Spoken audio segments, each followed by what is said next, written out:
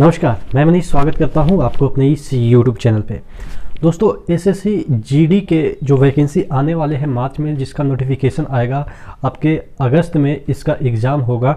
इससे रिलेटेड बहुत सारे डाउट आपके द्वारा मुझसे पूछे जा रहे थे, तो मैंने सोचा कि एक प्रॉपर डेडिकेटेड वीडियो बना के आपको इसके हर एक चीज़ को समझाने की, यानी कि हर एक पहलू को समझाने की कोशिश करता हूँ।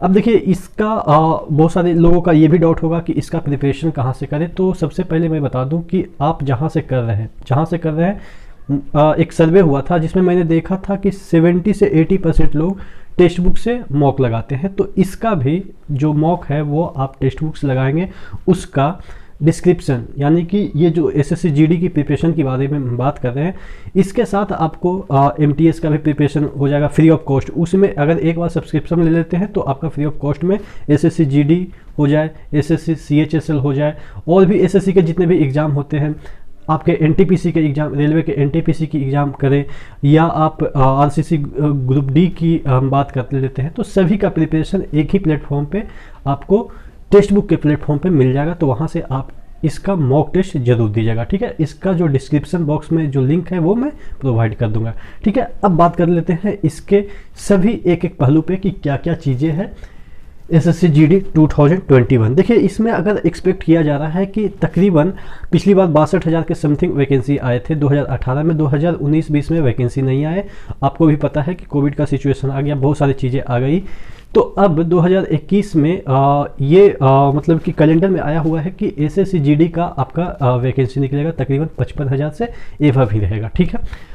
अब ये तो आपको समझ में आ गया कि कितनी वैकेंसी आएगी, कब आएगी। ये आपका जो नोटिस है वो मार्च में आएगी। और इसमें अगर हम बात कर लेते हैं एज की, और ये अगस्त में इसका एग्ज़ाम होगा, एज आपको 18 से 23 दे रखा है, ठीक है। जनरल में 18 से 23, और अगर हम बात करें ओबीसी में तो +3 हो जाता है, और एससी एसटी में +5 हो जाता है, एक सर्विसमैन का 3, और भी बहुत सारे जो दंगा वगैरह एरिया, राइट्स वगैरह एरिया, जम्मू कश्मीर से रिलेटेड अलग अलग रिलैक्सेशन मिलता है। जनरली यही सब चीज़ों के हम बारे में बात करेंगे। डिटेल नोटिस आ जाएगा तो वहाँ पे आपको पता चल ही जाएगा, नहीं तो एक एक पॉइंट को डिस्कस करेंगे तो काफ़ी लंबा हो जाएगा। मोटे मोटे तौर पर जो आपको समझना होगा वही मैं पॉइंट यहाँ पर डिस्कस कर रहा हूँ, ठीक है। तो ये हो गया। अब एक एक चीज़ पे डिस्कस करते देखिएगा। प्रोसेस इसका क्या होता है कि CBT 1 होगा, उसके बाद पेट होगा, फिजिकल इफिशियंसी टेस्ट, और उसके बाद फिजिकल स्टैंडर्ड टेस्ट होगा, फिर मेडिकल होगा, उसके बाद आपका मेरिट लिस्ट बनेगा। मेरिट लिस्ट में भी बहुत सारे तरह के मेरिट लिस्ट बनते हैं। इसमें भी बहुत सारे कंपनियां होती है, जैसे BSF हो गया, ITB, इंडो चाइना वाला जो एक ग्रुप है वो हो गया, CRPF हो गया, इस तरह से NIA हो गया। तो 6-7 कंपनियाँ हैं, उसमें अलग अलग आपके जो नंबर है, इसमें इसके जो नंबर है उसी के आधार पे अलग अलग आपको मिल सकता है, ठीक है। अगर आप अच्छे खासे नंबर लाते हैं तो आपको NIA मिल जाएगा, यानी कि नेशनल इन्वेस्टिगेशन एजेंसी, जो कि काफ़ी प्रतिष्ठित आप कर सकते हैं जॉब है, सैलरी वगैरह भी हाई है। धीरे धीरे हम चर्चा करते हैं, ठीक है। तो ये आपके नंबर पे बहुत सारे जॉब मिल जाएंगे, ठीक है, और इसी के नंबर पे आपका मेरिट बनेगा। CBT के जो नंबर है, यहाँ पे पेट के नंबर नहीं जुड़ते हैं, ठीक है। पेट क्या है, PSET क्या है, मेडिकल क्या है, मेरिट क्या है, एक एक को हम चर्चा कर रहे हैं। सबसे पहले CBT बेस्ड पे आ जाते हैं, क्योंकि यही आपका मेन आधार है, इसी पे आपको जॉब मिलनी है, इसी के आधार पे आपको आप ये डिसाइड कर पाएंगे कि हमको कौन से जॉब में जानी है, ठीक है। आपका ज़्यादा नंबर आएगा तो प्रेफरेंस ऊपर वाला दीजिएगा, तो ऊपर वाला आपको मिल जाएगा, जैसे NIA मैंने बोला, उसके बाद CRPF है, BSF है, तो बहुत सारे है, ITBP है। तो ये सब चीज़ें हैं वो आपके नंबर के आधार पे मिलेंगे, ठीक है। और उसका जो क्राइटेरिया है वो भी आपको फुलफिल करना पड़ेगा कि NIA में ये एक फिजिकल स्टैंडर्ड होना चाहिए, वो आपके पास है कि नहीं है। बहुत सारे क्राइटेरिया, धीरे धीरे आप नोटिफिकेशन आएगा तो आपको पता चल जाएगा। डिटेल में अभी उतना नहीं चर्चा कर रहे, मोटे तौर पे जो आपको बस एक एग्ज़ाम देने के लिए, इस एग्ज़ाम को देने के लिए एक बेसिक जानकारी होनी चाहिए, वो मैं देने की कोशिश कर रहा हूँ, ठीक है। ये जो होगा वो 100 नंबर का होगा, हिंदी और इंग्लिश में ही होगा। बहुत सारे लोग बोलते हैं कि मराठी में आएगा कि नहीं, बांग्ला में आएगा कि नहीं, नहीं, ये आपको हिंदी और इंग्लिश में ही, 2 ही लैंग्वेज में पेपर कंडक्ट होता है। या तो आप हिंदी में दीजिए, इंग्लिश में दीजिए, बीच में कन्वर्ट कर सकते हैं, हिंदी का इंग्लिश, इंग्लिश का हिंदी। जो ऑप्शन होता है ना एक एक क्वेश्चन पे कि हमें हिंदी समझ में नहीं आ रही है तो इंग्लिश पे चले गए, इंग्लिश समझ में नहीं आ रही है तो हिंदी पे चले गए, तो ऐसा ऑप्शन यहाँ पे होगा हिंदी या इंग्लिश में, ठीक है। और ये 25 मार्क्स का मैथ्स होगा, 25 का रीजनिंग होगा, 25 का GK GS होगा, और 25 का हिंदी या इंग्लिश। हिंदी जो सब्जेक्ट होता है, ग्रामर वगैरह हिंदी, या इंग्लिश जो सब्जेक्ट होता है, उसमें से आप आपको डिसाइड करनी है कि हमें हिंदी वाला पेपर देनी है या इंग्लिश वाला पेपर देनी है, ये आपको डिसाइड करना पड़ेगा। ठीक है, तो ये 100 नंबर का हो गया, टोटल 90 मिनट का हो गया। निगेटिव मार्किंग नहीं होते हैं, ठीक है, ध्यान रखिएगा, यहाँ पे निगेटिव मार्किंग नहीं होते हैं, तो यानी कि आप 100 पे 100 करके आ सकते हैं। ठीक है, अगर हम बात करें इसमें क्वालिफाइंग मार्क्स होता है कि अगर आप 35% से कम नंबर लाते हैं तो आपकी काफ़ी चेक ही नहीं होगी, यानी कि OMR तो अब सीट रहा नहीं, अब तो इलेक्ट्रॉनिक जमाना आ गया, तो यानी कि CBT, ये मतलब कि कहने का अगर आप सिलेक्शन ले रहे हैं तो ऑब्वियस है इसका मैटर ही नहीं होता है। ठीक है ना, सिलेक्शन ले रहे हैं तो सिलेक्शन 35% पे तो होता नहीं है। बहुत सारे देखिए इसमें हो सकता है ST वाले, SC ST वाले में भी 33% का सिलेक्शन नहीं होता है। तो जनरल, एक सर्विसमैन और EWS का जो आपका ये है क्वालिफाइंग मार्क्स 35%, यानी कि 100 में अगर एक एक नंबर का भी हम मान लेते हैं, एक एक नंबर का मान लेते हैं तो कितना हो जाएगा कि 100 में आपको 35 से ऊपर ही लाना है। ठीक है, और अगर SC ST या OBC के हैं तो 33%। ठीक है, मेरिट इसी के आधार पे बनेगा, आपके CBT के आधार पे ही बनेगा। ठीक है, अब पेट की ओर चले आ जाते हैं, यानी कि फिजिकल इफिशियंसी टेस्ट की ओर चले आते हैं, मेल और फीमेल। ठीक है, मेल और फीमेल के बारे में हम बात करते हैं। 5 किलोमीटर दौड़ना है मेल को 24 मिनट में, फीमेल को 1.6 किलोमीटर 8.5 मिनट में। लद्दाख रीजन से बिलोंग करते हैं तो आपको रिलैक्सेशन मिल जाएगा, क्या मिल जाएगा, 1 माइल आपको 6.5 मिनट में, और 800 मीटर फीमेल है तो 4 मिनट में। ठीक है, अगर हम बात करें ये प्रेग्नेंट वुमेन, अगर उस समय दौड़ के समय, पेट के समय अगर जो वुमेन है वो प्रेग्नेंट है तो उनको डायरेक्ट डिस्क्वालीफाई कर दिया जाएगा, यानी कि उनको दोबारा मौका नहीं मिलेगा। बहुत सारे कहते हैं ना कि मेडिकल में छूट मिलता है कि हो सकता है कि बाद में आपको लिया जाए, नहीं, यहाँ पे प्रेग्नेंट है तो पहले ही ये बता दिया है कि आपको डिस्क्वालीफाई कर दिया जाएगा। अच्छा, इसमें जो पेट में कितने बच्चे का सिलेक्शन होगा, जितने भी वैकेंसी है उसके 10 गुना, यानी कि आप समझ सकते हैं कि 10 गुना अगर इसको कर दें तो यहाँ पे 0 हो जाएगा, तो इकाई, दहाई, सैकड़ा, हज़ार, 10,000, लाख, यानी कि 5.5 लाख बच्चे का सिलेक्शन होगा पेट में ही। ठीक है, पेट यानी कि फिजिकल इफिशियंसी टेस्ट के लिए जब CBT देंगे तो 5.5 लाख बच्चे का सिलेक्शन होगा, ये कहने का मतलब है। अब आ जाते हैं पेसेट, यानी कि फिजिकल स्टैंडर्ड टेस्ट, यानी कि इसमें आपका एक बॉडी का स्टैंडर्ड डिटरमाइन कर दिया गया है कि इतना रहेगा तभी आप क्वालिफाई होंगे। जैसे अगर जनरल, SC और OBC की हम बात करें तो उनका हाइट मेल में 170 सेंटीमीटर और फीमेल में 157 सेंटीमीटर दर्शाया गया है कि इससे ऊपर ही आपका होना चाहिए। ठीक है, 71 होगा चल जाएगा। चेस्ट में जनरल, OBC, SC के लिए मेल में 80 है, फुलाने के बाद 85 है, ये वाला चीज़ें तो आपको पता है अगर आपने दिया होगा। फीमेल के लिए ये अप्लाई नहीं करता है, चेस्ट वाला जो फंडा है वो फीमेल के लिए अप्लाई नहीं करता है, तो यानी कि ये हो गया PSET का। अब मेडिकल में क्या होता है कि आपका आई टेस्ट होगा जो स्टैंडर्ड है। टैटू वाला सबसे महत्वपूर्ण पॉइंट है कि टैटू वाले को अलाउ करते हैं कि नहीं करते। देखिए टैटू में थोड़ा सा कन्फ्यूजन है कि टैटू वाले कुछ सेंस में अलाउ करते हैं, कुछ सेंस में नहीं करते हैं। जैसे आप अगर ये वाला हाथ में टैटू बनाए हैं तो आपको अलाउ नहीं करेंगे, यानी कि जो सैल्यूटिंग हैंड होता है, यानी कि इसी से आप सैल्यूट करते हैं, तो अगर इसमें आपने टैटू बनाया है तो आपको अलाउ नहीं करेंगे, क्योंकि आप सपोज इससे सैल्यूट कर रहे हैं, आप यहाँ पे कोई धार्मिक चीज़ या भगवान शंकर या जो भी है अल्लाह वगैरह चीज़ें हैं, तो उनका हैंड उनके आपके हैंड के साथ वो चीज़ें सैल्यूट कर रहा है एक बंदे को, जो कि ये एक्सेप्टेबल नहीं है कि गॉड किसी को सैल्यूट करे। तो ये सब चीज़ें धीरे धीरे आपको समझ में आएगी।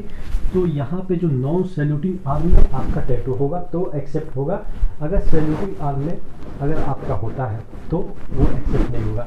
रिलीजियस फिगर अगर आपके बॉडी पे बने हैं तो एक्सेप्ट हो जाएगा, जैसे भगवान शंकर का या अल्लाह जी का कुछ लिखा हुआ है, जो भी चीज़ें हैं, तो या ईसा मसीह का कोई पिक्चर वगैरह है आपके शरीर पे, तो वो एक्सेप्टेबल है। लेकिन यहाँ पे भी बहुत सारे कंडीशन है कि कहाँ पे होना चाहिए, कितना साइज होना चाहिए। साइज जो टैटू का होगा वो जो एल्बो है ना, इससे 1/4 से ज़्यादा बड़ा नहीं होना चाहिए। 1/4 आप समझ सकते हैं कि यहाँ से यहाँ तक 1/4 से ज़्यादा बड़ा नहीं होना चाहिए। तो इसमें और भी तरह के कंडीशन है। तो ये एक मोटे तौर पे मैंने बता दिया कि टैटू कहाँ पे एक्सेप्टेबल है। जैसे अगर आप चेस्ट में लगा रखे हैं और ये इतना बड़ा नहीं है तो एक्सेप्टेबल है, कोई धार्मिक भावनाओं को ठेस नहीं पहुंचाता है तो एक्सेप्टेबल है। तो इस तरह की चीज़ें यहाँ पे टैटू वाले चीज़ में है।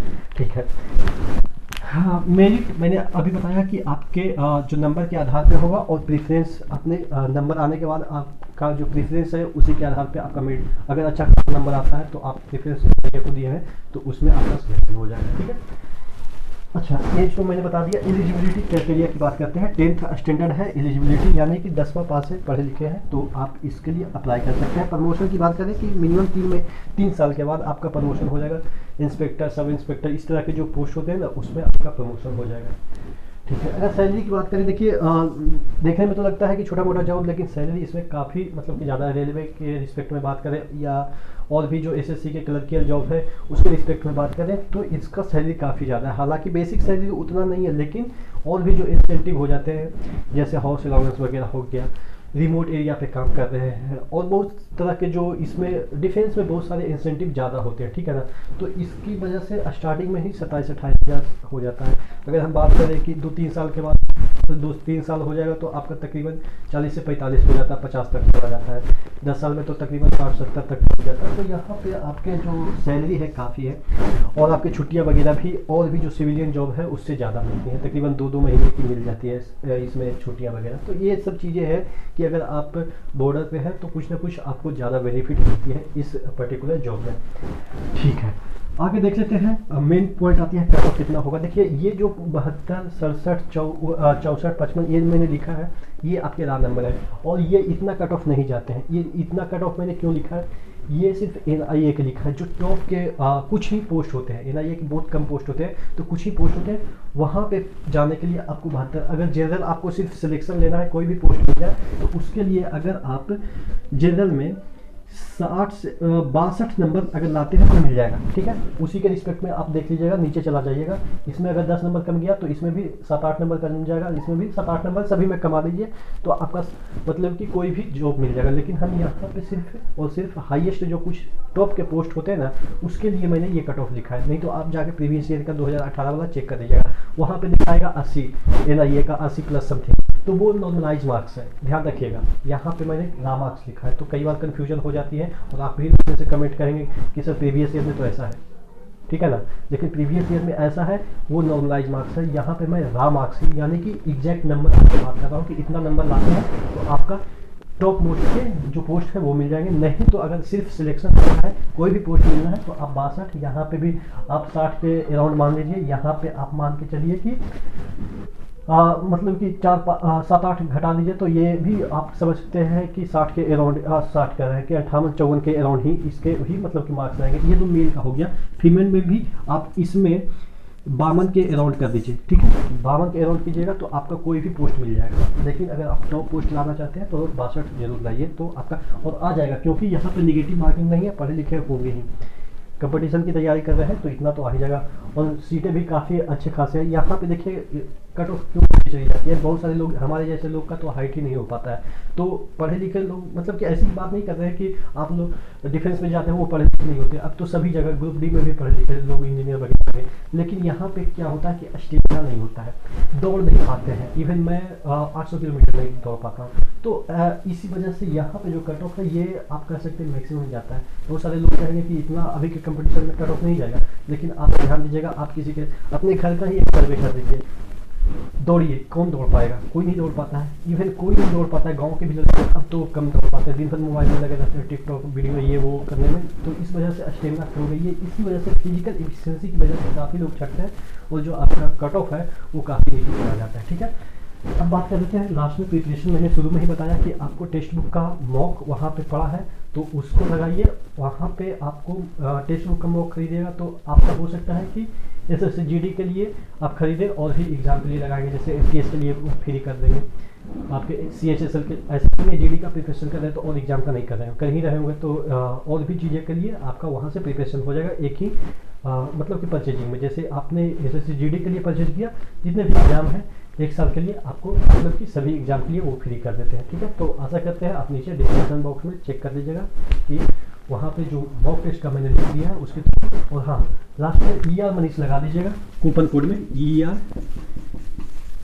मनीष, इसको लगा दीजिएगा तो आपको तकरीबन 30 रुपये का डिस्काउंट मिल जाएगा। ठीक है, 30 रुपया 10% जो भी है, आपको ER मनीष कूपन कोड लगा देना है तो आपको डिस्काउंट मिल जाएगा। नहीं तो आपको और भी लॉस हो जाएगा, 30-35 रुपये का लॉस हो जाएगा। तो उसको बचाने के लिए आप कूपन कोड में ER MANISH लगा दीजिएगा, आपको डिस्काउंट मिल जाएगा। तो आशा करते हैं चीज़ें समझ में आई होगी। फिर भी मन में कोई क्वेरी है, डाउट है, तो नीचे कमेंट बॉक्स में जरूर कमेंट करके बताइएगा। भरसक प्रयास करेंगे कि आपके कमेंट अगर पॉजिटिव रहे और इन्फॉर्मेटिव रहे, इससे रिलेटेड रहे, मतलब कि क्वेश्चन आप कर रहे हैं कि इसमें ये छूट गया सर, इसका मतलब क्या होता है, तो मैं उसको पिन कर दूंगा और उसमें मैं जवाब दूँगा।